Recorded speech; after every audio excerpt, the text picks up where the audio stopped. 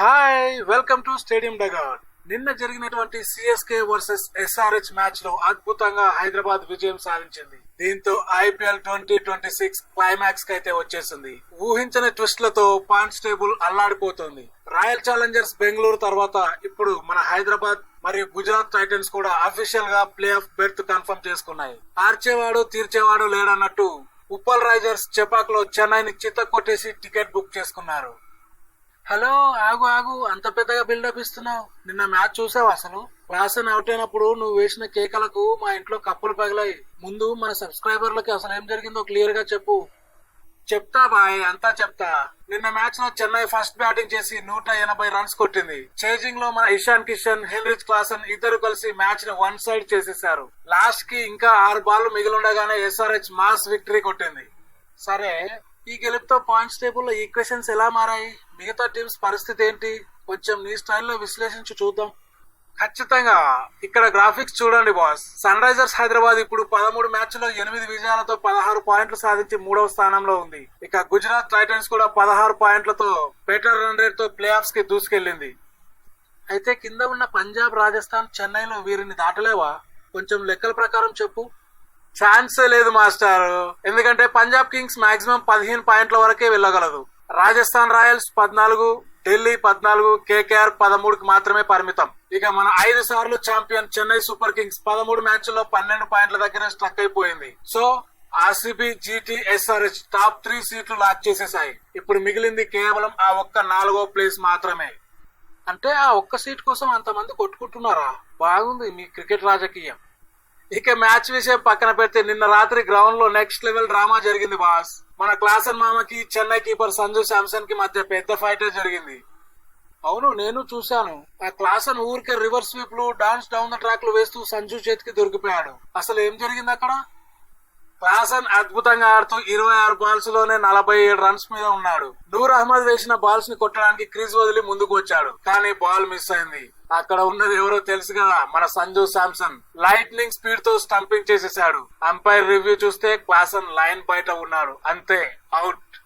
Out అయితే pavilion కి వెళ్లకుండా చెన్నై హడిల్ లో దూరి సంజు మీద ఎందుకు అరిచాడు? వాడేమైనా క్లాస్ రూమ్ లో స్టూడెంట్ అనుకున్నాడా ఇష్టం వచ్చినట్టు మాట్లాడడానికి? అదే కదా ట్విస్ట్. క్లాసన్ అవుట్ అయ్యాక కోపంతో చెన్నై ప్లేయర్స్ మధ్యలోకి వెళ్లి సంజుని ఏవో మాటలు అన్నాడు. దాంతో సంజు కూడా రివర్స్ కౌంటర్ అయితే ఇచ్చాడు. చివర్లో మన శివం దుబోయ్ వచ్చి బాస్ నీ రూట్ అటు పెవిలియన్ కి వెళ్ళు అని క్లాసన్ కి దారి చూపించి పంపించాల్సి వచ్చింది. ఈ గొడవ వల్ల క్లాసన్ మామకి జేబుకి చిల్లు పడేలా ఉందే.